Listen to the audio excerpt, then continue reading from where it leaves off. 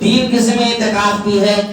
एक एतिकाफ की किस्म वाजिब है, एक सुन्नत मुअक्कदा है और एक मुस्तहब है।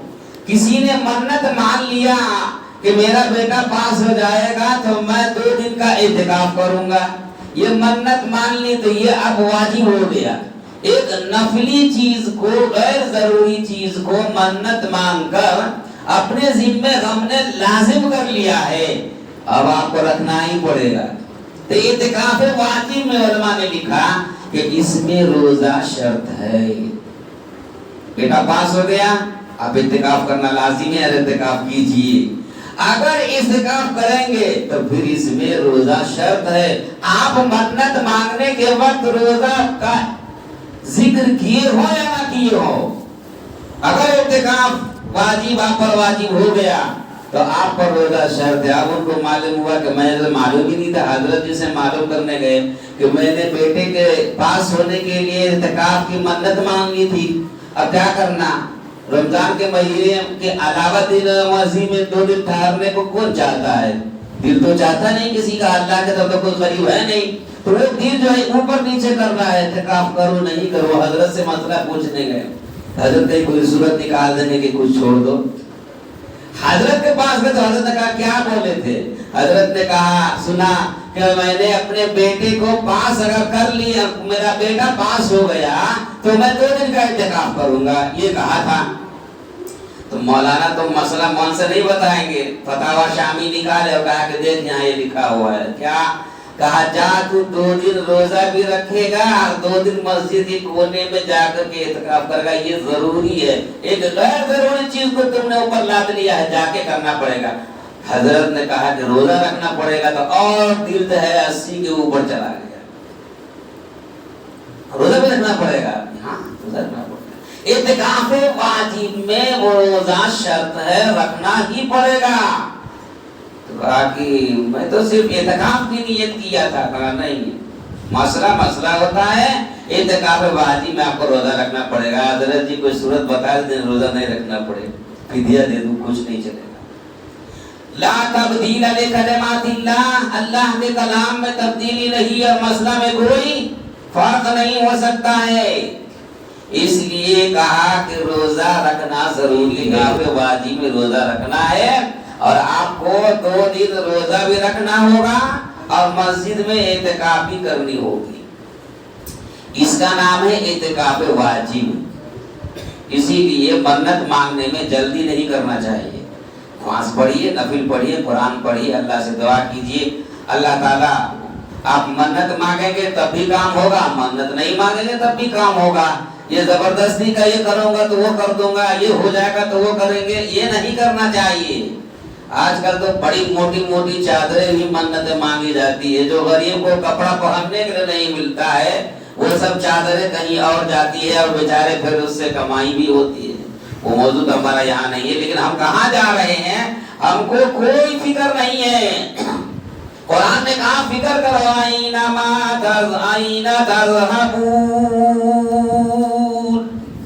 आए लोगों कहाँ भाग के जा रहे हो, इधर आओ, उधर कहाँ जा रहे हो।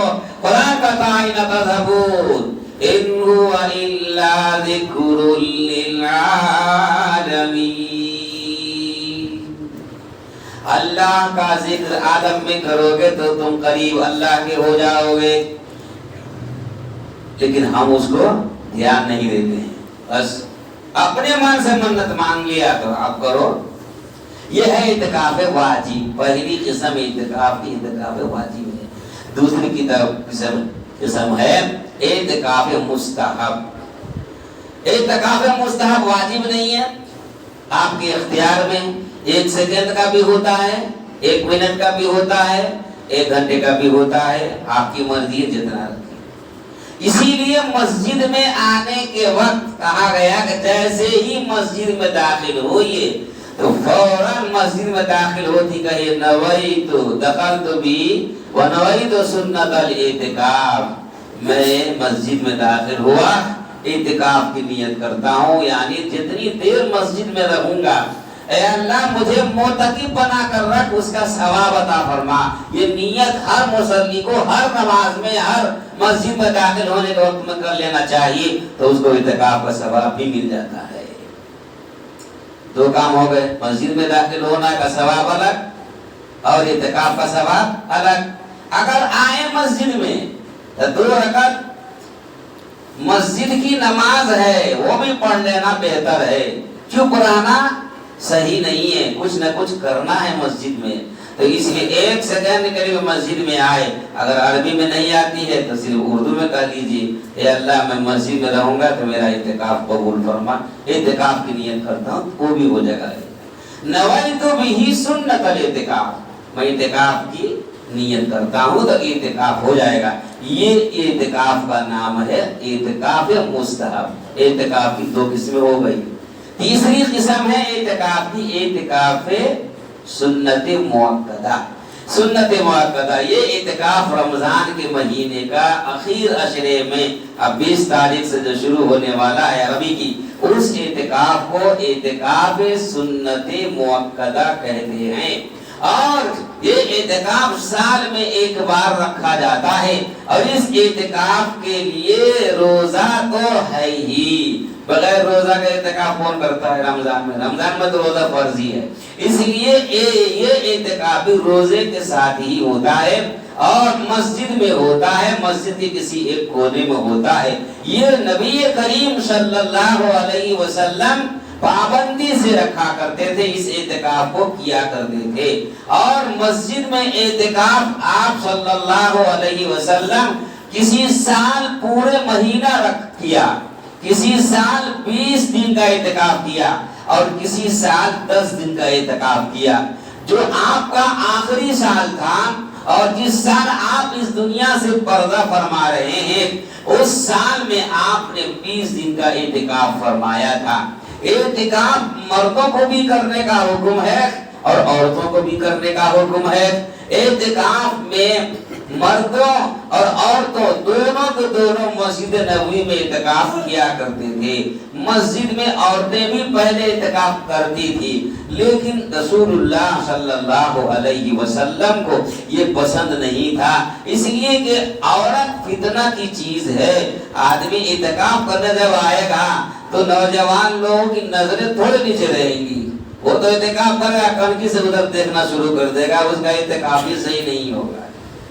عورتیں فتنہ کی چیز ہے، اس لیے نبی کریم صلی اللہ علیہ وسلم نے اسے پسند نہیں فرمایا۔ ایک رمضان میں آپ اعتکاف میں دیکھ، آپ کا خیمہ اعتکاف پر لگا ہوا تھا، رسول اللہ صلی اللہ علیہ وسلم اعتکاف سے باہر کہیں گئے تو ضرورت کے لیے اس وقت حضرت عائشہ صدیقہ رضی اللہ تعالی عنہا نے بھی ایک خیمہ لگا لیا کہ ہم بھی اعتکاف کریں گے۔ معلوم تھا کہ عورتوں کو بھی اعتکاف کرنا چاہیے، تو حضرت عائشہ نے بھی اعتکاف میں خیمہ لگا لیا۔ عبادت کو دیکھ کر کرنے کا اتنا جذبہ تھا کہ حضرت حفصہ نے بھی دیکھا کہ عائشہ نے لگا لیا ہے خیمہ، تو ہم کیوں عبادت میں پیچھے رہیں، اس لیے انہوں نے بھی ایک خیمہ ڈال لیا مسجد میں۔ تو اب کتنے خیمہ ہو گئے؟ 3، حضور کا 1، حضرت عائشہ کا 2، حضرت حفصہ کا 3۔ حضرت حفصہ کو دیکھا تو حضرت زینب نے بھی ایک خیمہ ڈال لیا کہ وہ سب اعتکاف کریں گے، مسجد میں اتنا ثواب کمائیں گے، تو کیا ہم ثواب نہیں کمائے؟ اس لیے حضرت زینب رضی اللہ تعالی عنہا نے بھی ایک خیمہ ڈال لیا۔ اب کتنا خیمہ ہو گئے؟ 4۔ حضور اکرم صلی اللہ علیہ وسلم تشریف لائے، معلوم نہیں تھا، دیکھا کہ یہ 3 خیمہ ایکسٹرا کہاں سے آ گیا، پوچھا کہ کس نے یہ لگایا، تو آپ کو بتایا گیا کہ یہ حضرت عائشہ نے لگایا، یہ حضرت حفصہ نے لگایا اور یہ حضرت زینب نے لگایا۔ تو حضور اکرم صلی اللہ علیہ وسلم نے فرمایا کہ آپ سے اعتکاف نہیں ہوگا، آپ نے بھی اعتکاف بند کر دیا، آپ نے بھی اپنا خیمہ اٹھا لیا اور ان تینوں فیملی کو کہا، اپنی بیویوں کو کہا کہ یہ خیمہ ہٹا دیا، نہیں کیا اعتکاف۔ اور پھر شوال کا مہینہ آیا تو آپ نے پھر اعتکاف کیا۔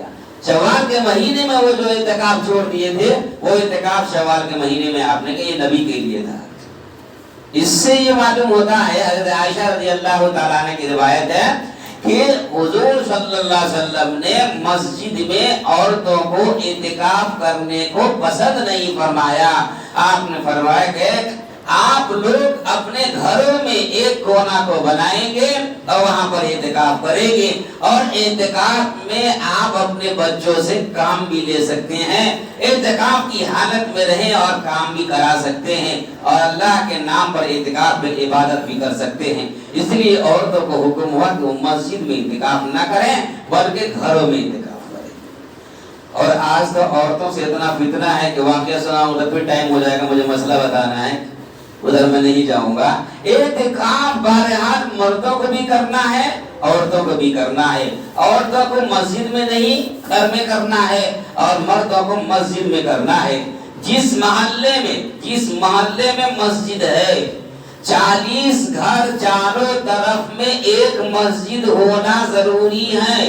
شریعت نے ایک محلے میں 40 لوگوں کے گھر کو کہا ہے کہ وہ ہونا چاہیے، ضروری نہیں ہے، مگر ایک محلہ 40 گھروں پر مشتمل کو ایک محلہ کہا ہے۔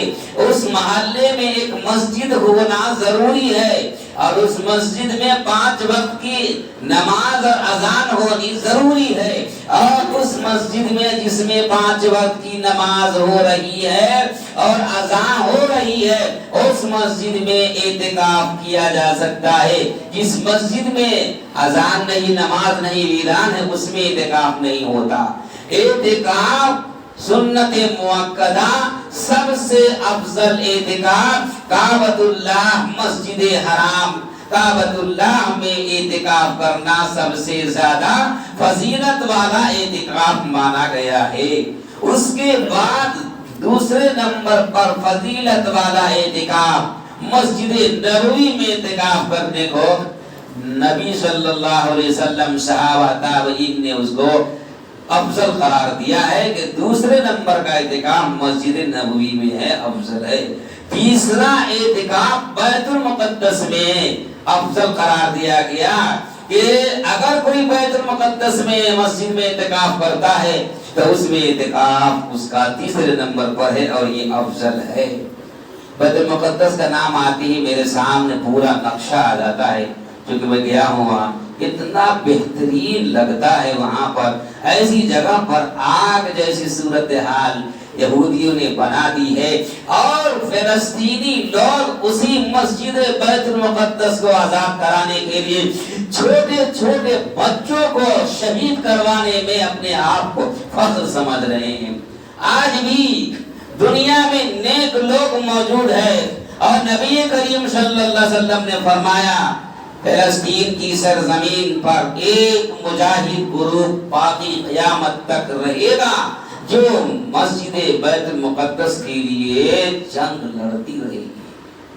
اللہ کے نبی حضرت کی تو حدیث ہے، اسی لیے ان لوگوں کے دلوں میں جذبہ ہے۔ ایک عورت کہہ رہی ہے، کل کی رپورٹ ہے کہ اس نے اپنے آپ کو برقع پہن لیا ہے اور رو رو کر مسلمانوں کو یہ کہہ رہی ہے کہ میں تیری بہن یا تیری اسلامی بہن بات کر رہی ہوں کہ میں رات میں برقع پہن کر سوتی ہوں، اور اس لیے کہ صبح میری لاش اگر ملے گی تو بے پردہ لاش نہ ملے، پردے میں میری لاش ملے۔ اس کو اتنا یقین ہے کہ بیت المقدس کے صدقے میں اور اس کی حفاظت کے لیے قسمت کیا ہو جاتا ہے، کون کب چلا جائے گا اور کس کی زندگی لاش میں تبدیل ہو جائے گی۔ اس لیے برقع پہن کر راتوں میں وہ لوگ سو رہے ہیں کہ صبح اگر ہماری لاش ملے گی تو پردے میں ملے۔ آج ہم بریانی کھا رہے ہیں اور پھال کھا رہے ہیں، اور راتوں میں عبادت کا کوئی مطلب نہیں ہے، اور مسجد میں آنے کا کوئی مطلب نہیں ہے۔ کون روئے گا راتوں میں میرے دوستو؟ اعتکاف تقوی پیدا کرتا ہے، دل میں نرمیت پیدا کرتا ہے، اور یہی بتاتا ہے کہ اعتکاف کا کیا مطلب ہے۔ آپ اس کے دل درد کو کیسے سمجھیں گے؟ آپ کو اس میں معلوم ہوگا کہ اللہ آپ کے دل کو نرم کرے گا۔ تو تیسرا اعتکاف افضل بیت المقدس میں ہے۔ بیت المقدس کے بعد اعتکاف افضل شہر کی بڑی جامع مسجد میں ہے، اور اس کے بعد افضل اعتکاف اپنے محلے کی بڑی مسجد میں ہے، اور اس کے بعد اعتکاف افضل اپنے محلے کی پنج وقتہ مسجد میں ہے، اور محلے 40 گھر کے ایک محلے کی مسجد میں ایک آدمی کا کم سے کم اعتکاف میں مسجد میں بیٹھنا بھی واجب ہے۔ اگر کوئی آدمی محلے کا اعتکاف میں نہیں بیٹھا تو اس محلے کے 40 گھر کے لوگ گنہگار ہوں گے اور اس پر لعنت برسے گی۔ اس لیے اعتکاف میں بیٹھنا ضروری ہے کم سے کم ایک آدمی کا۔ یہ فرض کفایہ ہے، ایک آدمی بھی اگر بیٹھ گیا سارے لوگوں کی طرف سے کافی ہو جائے گا اور سارے لوگ گناہ سے بچ جائیں گے۔ باقی جو لوگ ہیں ان کو بھی بیٹھنے کی ضرورت ہے اعتکاف میں، اس لیے کہ اعتکاف میں بیٹھنے سے بہت سارے فوائد ہیں۔ تو اعتکاف میں بیٹھنا چاہیے اور اخیر عشرہ میں بیٹھنا چاہیے۔ نبی کریم صلی اللہ علیہ وسلم نے بیان فرمایا کہ اعتکاف میں بیٹھنے والا بڑا ثواب کماتا ہے۔ ایک تو اللہ کو پا لیتا ہے، دوسرا شب قدر کی اصلی رات کو پا لیتا ہے۔ شب قدر ہی کے پانے کے لیے اخیر عشرہ کے 10 دن کا اعتکاف کیا جاتا ہے۔ شب قدر طاق راتوں میں سے کون سی رات میں ہے کسی کو معلوم نہیں ہے، اسی لیے 10 دن کا اعتکاف کیا کہ کسی نہ کسی رات میں تو شب قدر آئے گی ہی، اور جب مسجد میں اعتکاف میں رہے گا تو آدمی شب قدر کو پالے گا۔ اس لیے شب قدر کی تلاش کے لیے اعتکاف میں رکھا۔ امام غزالی، امام نووی اور دوسرے علماء مجتہدین اور محدثین نے کہا ہے کہ شب قدر صرف رمضان میں ہی نہیں رہتا، شب قدر سال بھر کی راتوں میں چلتا رہتا ہے۔ رمضان کے علاوہ راتوں میں بھی کسی رمضان میں شب قدر نہیں بھی ہو سکتا ہے۔ 12 مہینے میں سے کسی بھی رات میں رمضان کے علاوہ مہینوں میں شب قدر آتا رہتا ہے، یہ چکر لگاتا رہتا ہے۔ لیکن یہ چکر ایسا ہے کہ اکثر رمضان کے مہینے میں ہی وہ پڑتا ہے، تو اسی لیے حضور نے کبھی 20 دن کا، کبھی 1 مہینے کا، کبھی 10 دن کا۔ ایک حدیث مروی ہے حضرت عائشہ رضی اللہ تعالیٰ عنہا سے، حضور صلی اللہ علیہ وسلم نے فرمایا کہ اس رمضان میں ہم نے جو ہے اعتکاف کیا ہے تو رمضان میں اعتکاف کو پایا۔ جبرائیل امین نے کہا کہ یہ رمضان میں اعتکاف ہے، اور اکثر اعتکاف رمضان کی طاق راتوں میں سے کسی ایک رات میں ہوتا ہے اور اس رمضان میں ہوتا ہے، اکثر کا اعتبار ہوتا ہے۔ اسی لیے حضور صلی اللہ علیہ وسلم نے رمضان کے مہینے میں بڑی پابندی کے ساتھ اخیر عشرہ رمضان میں اعتکاف فرمایا کرتے تھے۔ کبھی کبھار ایسا ہوتا ہے کہ رمضان کے علاوہ راتوں میں کسی اور مہینے میں شب قدر آ جاتی ہے، اکثر طور پر شب قدر رمضان کے اخیر عشرے کی کسی نہ کسی طاق رات میں ہی آتا ہے۔ اور علماء جمہور ائمہ مجتہدین اور مفسرین اور محدثین نے کہا ہے کہ 5 طاق راتوں میں سے بھی زیادہ تر غالب گمان 27ویں شب کو ہے، اس لیے 27ویں شب کو لوگ زیادہ اہمیت دیتے ہیں، اور اخیر عشرہ میں اعتکاف اسی لیے کیا جاتا ہے تاکہ شب قدر کو پا لیا جائے۔ شب قدر کے پانے کی غرض سے اعتکاف رکھنے میں اور کیا حکمتیں ہیں؟ تو اور حکمتیں یہ ہیں کہ شب قدر میں رمضان کے مہینے میں شب قدر کی تلاش کے لیے جب ہم جاتے ہیں تو اللہ سے یہ کہنا ہے کہ اے رب کائنات میں تیرے در پہ آ گیا ہوں، ہمیشہ گناہ کرتا رہا، دنیا میں تیری نافرمانی کرتے رہے، اے اللہ تیرے حکم کے مطابق کوئی کام ٹھیک نہیں ہو رہا ہے، تو نے اس مہینے میں شب قدر میں معاف کرنے کا اعلان کیا ہے، اب تو تیرے در پر آ گیا، اے اللہ جب تک تو معاف نہیں کرے گا میں تیرے در سے باہر نہیں جائے گا۔ بندہ ہاتھ اٹھاتا اور کہتا ہے ربنا ظلمنا انفسنا، اے میرے پروردگار ہم نے اپنے نفس پر اپنی جان پر ظلم کیا، ربنا ظلمنا انفسنا وان لم تغفر لنا وترحمنا لنكونن من الخاسرین۔ اے رب ہم نے اپنی جان پر ظلم کر لیا، اگر تو رحم نہیں کرے گا تو کوئی رحم کرنے والا ہمارے پاس نہیں ہوگا، تیرے علاوہ کوئی میری مغفرت نہیں کر سکتا ہے، اس لیے میں تیرے در پر پڑھتا ہوں، تو میری طرف متوجہ ہو جا۔ ربنا ربنا وإلیک المصیر، اللہ کے سامنے میں آدمی کو سر و سجود ہو جا کر اللہ سے دعا کرنی چاہیے کہ یا اللہ اس مہینے کے اس شب قدر کو ہمیں مفید بنا دے اور ہمیں شب قدر حاصل کروا دے، اس کی فضیلت کا ہے اللہ مجھے بہت برکتیں عطا فرما دے۔ اسی لیے اعتکاف کیا جاتا ہے۔ جب مسجد میں اعتکاف کے لیے آ گئے تو مسجد میں اعتکاف کے لیے آتے ہی ہمارے اوپر اعتکاف کے احکام لاگو ہو جاتے ہیں۔ اب دنیا کی بات نہیں کر سکتے، دنیا کی بات نہیں کر سکتے، دنیاوی کام کے لیے کوئی فون فان کوئی بات نہیں کر سکتے، تجارت کے لیے کسی کو کوئی مشورہ نہیں دے سکتے، دنیاوی کام کے لیے باہر نہیں جا سکتے۔ 5-6 کام کو کرنا ہے آپ کو۔ پہلا یہ کام ہے کہ کھانا کھانے کے لیے کوئی لانے والا نہیں ہے تو گھر جا سکتے ہیں، راستے میں پھر کسی سے بات نہیں کر سکتے، کسی نے سلام کا جواب دیا تو جواب دے دو، لیکن بات مت کرو کہ کیا پتا وہ دنیا کی بات کرنے لگے گا، اعتکاف توڑ دے گا۔ اس لیے اگر جاتے ہیں گھر کھانا کھانے کے لیے تو چپ جاؤ اور چپ آؤ، کھانا کھا کر واپس آ جاؤ۔ گھر میں بھی دنیا کی بات نہیں کرنی ہے، لیکن آج کل تو گھر جانے کا رواج نہیں ہے۔ مسجد میں تو اتنے الحمدللہ گھر سے لا کر دینے والے موجود ہیں، تو گھر سے کھانا لانے والے جو کھانا لا کر دیتے ہیں تو لانے والے بچے سے بھی زیادہ بات نہیں کرنی ہے، ہنسی مذاق نہیں کرنا ہے، جیسے پہلے رہتے تھے ویسے نہیں رہنا ہے۔ لائے گا کھانا ضروری بات کر لو، پانی لے آؤ، پانی رکھ دو، برتن دھو دو، لے جاؤ، ایسا بول سکتے ہیں۔ اس کے بعد باقی کام نہیں ہے، کھانا کھائیے وہاں رکھ دیجیے، عبادت میں مصروف ہو جائیے۔ ایک کام یہ کر سکتے ہیں۔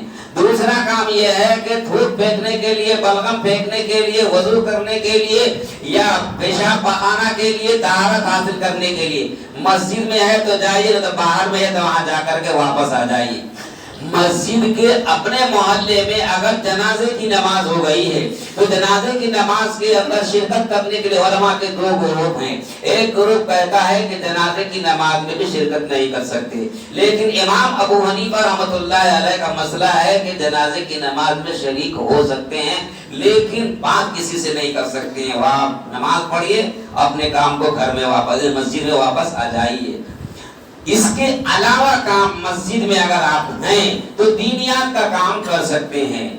کوئی حدیث کی کتاب اردو میں ہو یا کسی بھی زبان میں آپ اس کو پڑھ سکتے ہیں، کوئی دین کی کتاب ہے آپ اس کو پڑھ سکتے ہیں، قرآن مجید کی تلاوت کرنی ہے وہ کر سکتے ہیں، کرنی چاہیے۔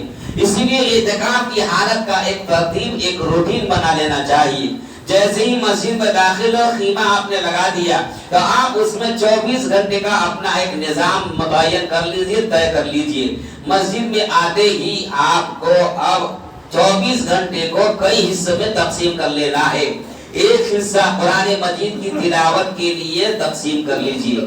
اگر آپ پڑھنا نہیں جانتے تو انگلی پھرانا جانتے ہیں، پورا قرآن مجید 10 دن میں انگلی پھرا کر دیکھ کر کے قرآن کو ختم کر دو، وہی ثواب ملے گا جو پڑھنے کا ثواب ملتا ہے۔ اگر کوئی حافظ قرآن ہے اس سے قرآن سنتے ہیں، نور علی نور، اچھی بات ہے۔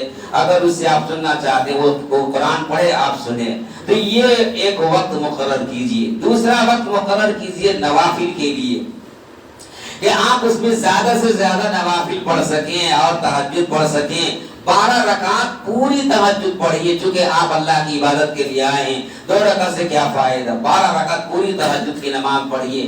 اس کے علاوہ ہو سکے تو روز نہیں تو کم سے کم 10 دن میں 1 سے 2 بار صلاۃ التسبیح ضرور پڑھ لیجئے، کیونکہ یہ وہ نماز ہے جس کے بارے میں حضرت ابن عباس رضی اللہ تعالی عنہ نے ارشاد فرمایا، جان بوجھ کر کیا ہوا گناہ بھی صلاۃ التسبیح سے دھل جاتا ہے، مٹ جاتا ہے۔ اور یہ امت محمدیہ کو ہی یہ فضیلت دی گئی ہے کہ یہ پڑھنے میں بھاری تو ہے، لیکن اس کے پڑھنے والے کو اس کے بھاری پن اور ثقل کی وجہ سے اللہ اتنا راضی ہو جاتا ہے کہ جان بوجھ کر کیا ہوا گناہ بھی اللہ معاف کر دیتا. کیوں؟ اس لیے کہ اللہ کی طرف وہ متوجہ ہو گیا. مگر ایک شرط ہے کہ آپ اس گناہ کو دوبارہ نہیں کریں گے. ایسا نہیں ہے کہ گناہ کر کے آ جائیے اور پھر نماز پڑھ لیجیے، صلاۃ التسبیح کی چھٹی ہو گئی اور پھر وہی گناہ کیجیے. نہیں، ایک بار گناہ کیا جان بوجھ کر تو اس گناہ کو صلاۃ التسبیح مٹا دے گا، لیکن دوبارہ آپ کو گناہ نہیں کرنا ہے. اس لیے کہ یہ بار بار گناہ کرنا یہ تو مذاق ہو جائے گا. اس لیے صلاۃ التسبیح کی نماز ضرور پڑھنی چاہیے. اس کے علاوہ مسجد میں اعتکاف کی حالت میں خاموش رہنا مکروہ تنزیہی ہے. اعتکاف کی حالت میں خاموش نہیں رہنا چاہیے. اس لیے میری طرف سے ایک ترتیب ہے کہ عصر کی نماز، فجر کی نماز کے بعد فوراً اپنی جگہ بیٹھے رہیے، اٹھیے مت، اور آپ تسبیح فاطمہ 33 مرتبہ سبحان اللہ، 33 مرتبہ الحمدللہ، 34 مرتبہ اللہ اکبر، یہ تسبیح پڑھ لیجئے. اور اس کے بعد اشراق کا وقت جب تک نہیں ہوتا ہے تب تک 1200 مرتبہ قل هو اللہ احد پڑھیے، اول آخر درود شریف پڑھ کر. اس سے روزی میں برکت ہوتی ہے اور توحید اور اللہ کے وحدانیت کا دل میں روشنی پیدا ہوتی ہے. وہ پڑھنا کسی کتاب میں لکھا ہوا نہیں، یہ میرا ایک آپ کے لیے مشورہ ہے. یہ کریے. اور اس کے بعد اشراق کا وقت ہو گیا تو اشراق کی نماز پڑھیے. اشراق کی نماز پڑھنے کے بعد تھوڑی دیر سو جانا چاہیے. پھر چاشت کے وقت 9 بجے سے 10 بجے اٹھیے اور اس وقت وضو اور طہارت سے فارغ ہو کر قرآن مجید پہلے 2 رکعت نماز مسجد کی نام سے تحیۃ المسجد پڑھ لیجیے، تحیۃ الوضو پڑھ لیجیے، 4 رکعت نماز ہو گئے. اس کے بعد قرآن شریف لے کر بیٹھیے، پڑھیے یا سنیے یا انگلی پھرائیے، 1 گھنٹہ قرآن مجید پڑھیے. اور اس کے بعد پھر نفل نماز پڑھیے. اذان کا وقت ہوتا ہے، نماز ظہر ادا کیجیے، پوری نماز ظہر ادا کیجیے. ظہر کے بعد پھر قرآن شریف لے کر بیٹھ جائیے، قرآن مجید کی تلاوت کیجیے، پھر نفل پڑھیے یا تسبیح پڑھیے. اور اس کے بعد ایک وقت قرآن مجید کے علاوہ، نفل کے علاوہ، جیسے تبلیغی نصاب کی کتاب ہے یا حدیث کی کتاب ہے، وہ حدیث کی کتاب اردو میں بھی ہے، آپ جس زبان جانتے ہیں اور زبان میں وہ حدیث ہے. 40 حدیث یا تو یاد کر لو، چھوٹی چھوٹی 40 حدیث یاد کرنے کا موقع رہے گا. جس نے 40 حدیث یاد کر لیا اللہ تعالیٰ اس کو نبی کریم صلی اللہ علیہ وسلم اس کی سفارش فرمائیں گے. اس لیے چھوٹی چھوٹی 40 حدیث 4 حدیث کتاب ہے، کوشش کیجئے کہ وہ پڑھ کے یاد کر لیں. اور اس کے بعد عصر کی نماز پڑھیے. عصر کے بعد خیمہ میں رہنا ہے، خیمہ میں رہیے. تو مسجد میں ٹہلتے ہوئے وہی تسبیح فاطمہ پڑھنا ہے، 100 بار درود شریف پڑھنا ہے، 100 بار تیسرا کلمہ پڑھنا ہے. اور اس کے بعد 100 بار سبحان اللہ و بحمدہ سبحان اللہ العظیم پڑھنا ہے. یہی تسبیح فجر میں بھی پڑھ لیجئے. جو شخص سبحان اللہ و بحمدہ سبحان اللہ العظیم 100 بار پڑھے گا اس دن اس سے زیادہ نیکی والا کوئی آدمی نہیں ہو سکتا ہے. اس لیے یہ تسبیح پڑھنے کو ہے. حدیث کے اخیر میں جو علماء بن کے آتے ہیں تو آخری حدیث یہی پڑھتے ہیں، کلمتان خفیفتان علی اللسان ثقیلتان فی المیزان سبحان اللہ و بحمدہ سبحان اللہ العظیم. یہ بہت بڑی تسبیح ہے، اس کو پڑھنا چاہیے. کم سے کم 1000 بار پڑھیے. اس کے بعد 1000 بار لا الہ الا اللہ محمد رسول اللہ کلمہ پڑھیے. چوتھا کلمہ 3 بار پڑھیے. کلمہ طیب کو پڑھنے کی ترتیب یہ ہے کہ لا الہ الا اللہ بار بار پڑھتے رہیے اور بیچ بیچ میں کہیں پر محمد رسول اللہ بھی پڑھ لیجئے. اس لیے کہ لا الہ الا اللہ کو سب جانتے ہیں، محمد رسول اللہ کو کوئی مانتا نہیں ہے مسلمان کے علاوہ. اس لیے محمد رسول اللہ بھی پڑھنا ہے. فجر بار اور مغرب کے بعد اللہم اجرنی من النار 7 بار پڑھ لیجئے. جہنم سے نجات ملتی ہے اور جنت کی طلب کیجئے، جہنم سے پناہ مانگیے، کلمہ طیبہ کی کثرت کیجئے. اور اس کے بعد درود شریف کی کثرت کیجئے، قرآن مجید کی تلاوت کیجئے. مغرب کے وقت افطار کیجئے اور اس وقت جو دعائیں ہیں وہ کیجئے. افطار کرنے کے بعد آدھا 15 منٹ کے بعد کھانا کھانا ہے، کھا لیجئے. نہیں تو عشاء کے بعد اگر معمول ہے تو کھائیے، بہتر مغرب کے بعد ہی کھا لینا ہے. اس کے بعد تھوڑی دیر آپ سو سکتے ہیں کیونکہ رات میں آپ کو جاگنا ہے. تھوڑی دیر سو جائیے اور عشاء کی نماز پھر अजान होगी, उठिए, ईशा की नमाज पढ़िए, ईशा के बाद फिर आप तहारत से फारिग हो जाइए, थोड़ी देर इधर उधर चहलकदमी कीजिए और उसके बाद फिर आप तस्बीह उसमें पढ़ते रहिए और ईशा के बाद हस्बुनल्लाहु व निअमल वकील, निअमल मौला व निअमन नसीर 100 मरतबा पढ़ने के बाद फिर आप जो है अपने खीमे में चले जाइए। एक वक्त रात में मुकर्रर कीजिए नमाज का, दरूद का, कुरान मजीद की तिलावत का, 1 घंटा आधा घंटा हाथ उठाइए, रब्बे कायनात के सामने दुआ कीजिए और रो कर दुआ कीजिए दुनिया के लिए कि आपकी दुआ कबूल होने वाली है। हुजूर ने फरमाया कि जो शख्स इत्तिकाफ करेगा 2 हज और 2 उम्रे का उसको सवाब मिलेगा। हुजूर ने फरमाया जो शख्स इत्तिकाफ करेगा 3 खंदक उसके लिए जहन्नम के दरमियान में और उसके दरमियान में 3 खंदक खोद दी जाती है और एक खंदक की दूरी, गड्ढे की दूरी जमीन और आसमान के दरमियान में जितनी जगह है उतनी दूरी एक खंदक की होगी। ऐसे इत्तिकाफ करने वाले लोगों को जन्नत से करीब किया जाता है और जहन्नम से 3 खंदक के बराबर दूरी हो जाती है। और जब वो इत्तिकाफ से बाहर निकलता है तो ऐसा ही निकलता है जैसे हज उम्रा करके आदमी आता है तो बिल्कुल बेगुनाह होता है। इस तरीके से इत्तिकाफ के वक्त गुजारिए और अल्लाह से दुआ कीजिए और अल्लाह से यूं कहिए कि रब्बना आतिना फिद दुनिया हसनतन व फिल आखिरति हसनतन व क़िना अज़ाबन्नार। इस तरीके से आप इत्तिकाफ से फारिग हो जाइए। ये है इत्तिकाफ, ये है इत्तिकाफ की सूरतें और ये है इत्तिकाफ के मसाइल। बहुत सारे मसाइल जो आपको मालूम नहीं है तो आप मालूम कर सकते हैं। आप तो वीडियो आ रहा है, ऑडियो आ रहा है, मोबाइल में आ रहा है, लेकिन बेहतर सामने सुनने से बेहतर कोई और बात नहीं होती। अल्लाह ताला हमें समझकर अमल की तौफीक अता फरमाए और हर आदमी को इत्तिकाफ के लिए अल्लाह ताला तौफीक अता फरमाए। एक बात ये रह गई कि मस्जिद में जो लोग 10 दिन का इत्तिकाफ नहीं करते हैं, उससे पहले मस्जिद में 3 दिन का इत्तिकाफ कर लेते हैं, कोई आदमी 2 दिन का इत्तिकाफ कर लेते हैं, तो ये इत्तिकाफ का सवाब तो मिल जाएगा, इस इत्तिकाफ का मुस्तहब हो जाएगा। लेकिन आपका इत्तिकाफ रमजान का इत्तिकाफ नहीं होगा। रमजान का इत्तिकाफ करने के लिए आपको 10 दिन का इत्तिकाफ करना ही होगा। अल्लाह ताला हमें इत्तिकाफ की तमाम फजीलतों को हासिल करने के लिए इत्तिकाफ की तौफीक अता फरमाए।